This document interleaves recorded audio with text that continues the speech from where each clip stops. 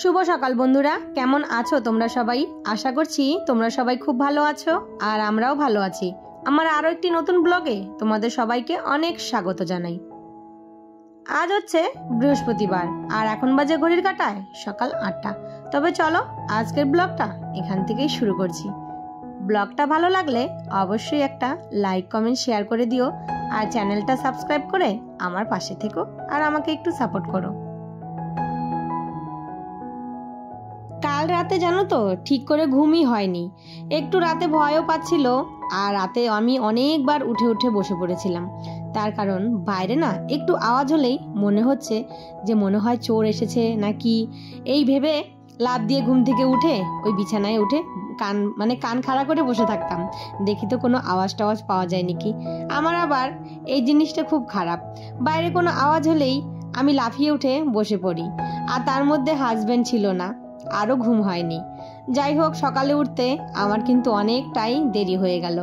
Husband phone করেছে আমি যখন বিছানায়, ওই 7:55 বাজে তখন ফোন করেছে, বলল যে এখনো ঘুম থেকে ওঠোনি। তা আমি বললাম আর রাত ভরে আমার ঘুমই হয়নি, তাই সকালবেলা একটু দেরি হয়ে গেল ঘুম থেকে উঠতে। আর এইদিকে জানো তো ভোরবেলার থেকে প্রচণ্ড বৃষ্টি হয়েছে, পুরো একদম ঝড় বৃষ্টির মতন। তাতেও আমার ঘুমটাও ঠিক মতন হয়নি। সেই সকালবেলা একটু জাস্ট চোখটা লেগেছে আর অমনিও উঠতে দেরি হয়ে গেছে।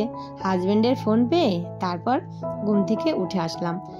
এইদিকে উঠে সমস্ত বাসি কাজগুলো সেরে নিলাম। তারপর এই যে এখন ব্রাশটা করে সোজা চলে যাব চানে। আর এই যে বারান্দায় দেখি জল এসে পা মোছার বস্তাটা পুরো ভিজে গেছে, সেটা একটু বাইরে মেলে রাখলাম। আজ আমার ছোট ছেলেও ঘুম থেকে উঠে পড়েছে আমার সাথে সাথেই। আমি উঠে বাথরুম থেকে এসেছি ঘরে, তখন দেখি সেও উঠে পড়েছে। আমি বললাম এত তাড়াতাড়ি উঠে পড়েছো? বলল যে মা ঘুম ভেঙে গেল। বিছানায় যদি আমি না থাকি সেও কিন্তু ঘুম থেকে উঠে পড়ে। তো এইদিকে আমি বিছানাটা চান করে চলে এসেছি, তারপর বিছানাটা গুছিয়ে সোজা চলে আসলাম রান্নাঘরে। তো রান্নাঘরে এসে একটু চা বসাবো। রোজ রাতে শুতে যাওয়ার আগে গ্যাসটা কিন্তু পরিষ্কার করে যাই। এই যে এখন চা করার আগেও একটু পরিষ্কার করে নিচ্ছি, কেননা রাতে অনেক পোকামাকড় হেঁটে যায়। ওইভাবে যদি খাবার তৈরি করি, কোনো সময় কোনো খাবারটা হয়তো গ্যাসের উপরে পড়লো, সেটা আবার আমাকে তুলে দিতে হয়, তার জন্য একটু মুছে নিচ্ছি।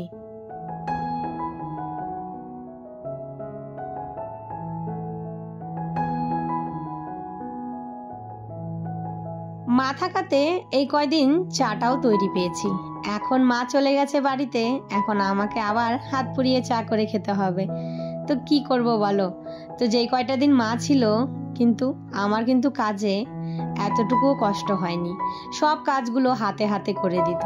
এই যে সবজি কাটা বলো, সকালের চা, তারপর আমি যদি বাইরের কাজগুলো করি মা ঘরের কাজগুলো করে দেয়, আমি যদি ঘরের কাজগুলো করি বাইরের কাজগুলো। এই যে ছাদগুলো মাঝে মাঝেই ঝাড় দিয়ে পরিষ্কার করা, সেই দিন ঝড় হয়েছে সেদিনও পরিষ্কার করে গেছে, আবার তারপরের দিনও বৃষ্টি হয়েছে সেটাও কিন্তু মা পরিষ্কার করে দিয়ে গেছে।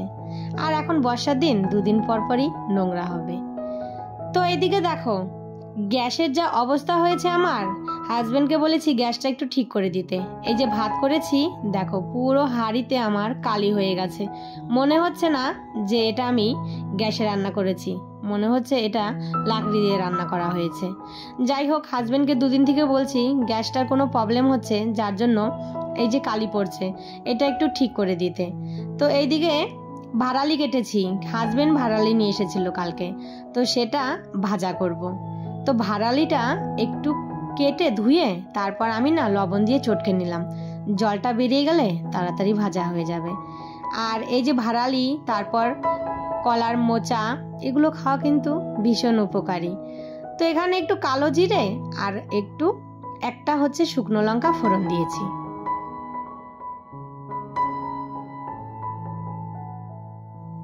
আজ ইচ্ছে হয়েছে ভেন্ডি দিয়ে সর্ষে দিয়ে খাওয়ার জন্য, আর ভেন্ডিগুলো জানো তো শুকিয়ে যাচ্ছে, তো একটু আলুও দিব এর মধ্যে কেটে। ভেন্ডিগুলো আমি দুফালা করে নিয়েছি, আর এখানে শুধু একটা আলুই দিব, বেশি না। আলু খাওয়ার মতো লোক নেই, আর ছোট আলু হলে আমি কিন্তু ভীষণ ভালোবাসি। মানে ছোট আলুর দম বলো, যে কোনো তরকারিতেই বলো, সেটা খেতে ভালো লাগে। তো এখানে দেখো একটা বড় আলু আমি ছোট ছোট করে টুকরো করে ভেন্ডির সঙ্গে রেখে দিলাম। তো এটা দিয়েই আজকের ভেন্ডির তরকারি হবে। আজকে আমার ভেন্ডির তরকারিতে সর্ষে বাটাটাই কম পড়ে গেল। নামানোর আগে একটু কাঁচা সর্ষের তেল দিলাম। সর্ষের তরকারিতে একটু কাঁচা সর্ষের তেল দিলে সেটা কিন্তু স্বাদটা আলাদা হয়। সর্ষে বাটাটা ছিল ফ্রিজে, দেখি বের করে অল্প পরিমাণে, আর এদিকে গোটা সর্ষেও ছিল না যে পরে আমি বেটে দেব। যাই হোক, ওভাবেই নামালাম। তারপর রান্নাবান্না সেরে এদিকে গরম কড়াইটা মেজে নিচ্ছি পুরা জোর কদমে। আর কড়াইটা না আমি খুব গরম গরমই মাজি, না হলে না পরে একদমই পরিষ্কার হতে চায় না। কয়েকদিন এই যে একটু হালকা ঠান্ডা হয়ে গেছে, তারপর মাজতে গেলেই ওই যে তেল চিটেগুলো যে লেগে থাকে সেগুলো আর পরিষ্কার হতে চায় না। আর এই যে দেখো এখন গরম গরম কড়াইটা মেজে নিয়েছি, একদম পরিষ্কার হয়ে গেছে। আর এই যে কটা বাসন ছিল সেগুলো মেজে নিলাম। সকালে তো বৃষ্টি ছিল, জামা কাপড়গুলো আর মেলতে পারিনি, সেটা ভেতরেই মেলা ছিল। এখন দেখি একটু একটু রোদ উঠেছে, তো ভাবলাম যে চলো জামা কাপড়গুলো মেলে দেই, তাহলে হয়তো এই যে এতটুকু রোদ উঠেছে না, এটাতেই জামা কাপড়গুলো শুকিয়ে যাবে। আর ওইদিকে হাজবেন্ডও কিন্তু চলে এসেছে বাড়িতে। সে এসে একটা টানা ঘুম দিয়েছে, তার রাতে ঘুম হয়নি। তারপর এই যে চান করে উঠেছে, এখন বাজে দুপুর 2টো। তো ছেলে বলল যে আমাকেও তাহলে ভাত দিয়ে দাও, বাবার সঙ্গে দুজনকে খেতে দিয়ে দিচ্ছি। আর এইদিকে ছেলের আবার বায়না হয়েছে পাঁপড় ভেজে দিতে। তো ছেলে আমার ডাল দিয়ে পাঁপড় ভাজা দিয়ে ভাত খেতে ভালোবাসে, আর কিছু হোক চাই না হোক, ওকে একটু ডাল আর পাঁপড় ভেজে দিলেই বাস, আর কিছু না থাকলে একটু ঘি দিয়ে দিলেই হয়ে যাবে। তো এদিকে তেলটা না একটু বেশি গরম হয়ে গেছিল, তো চলো ওকে দিয়ে দিই খেতে। সকাল থেকে পেট ব্যথা প্রচণ্ড, জানো তো, পিরিয়ড হয়েছে। এই অসহ্য পেট ব্যথা নিয়ে সংসারের সমস্ত কাজগুলো সেরে নিলাম। তো যাই হোক, আমাদের মেয়েদের জীবন এইভাবেই, কিন্তু যতই কষ্ট হোক আমাদের সংসারে কাজ করতেই হবে। তো এইদিকে দেখো ছেলেকে আর হাজবেন্ডকে খেতে দিয়েছি। হাজবেন্ড বলল তুমিও খেয়ে নাও। আমার না ভালো লাগছিল না, আমি একটু শুয়েছিলাম। এখন উঠে দেখি 3:30 বাজে। তো এদিকে আমিও হাত মুখ ধুয়ে একটু খেতে বসলাম। তো চলো বন্ধুরা, আজকের ভিডিওটা তাহলে এখানেই শেষ করি। সবাই ভালো থেকো, সুস্থ থেকো, আর দেখা হবে আবারও নতুন কোনো ভিডিওর সাথে।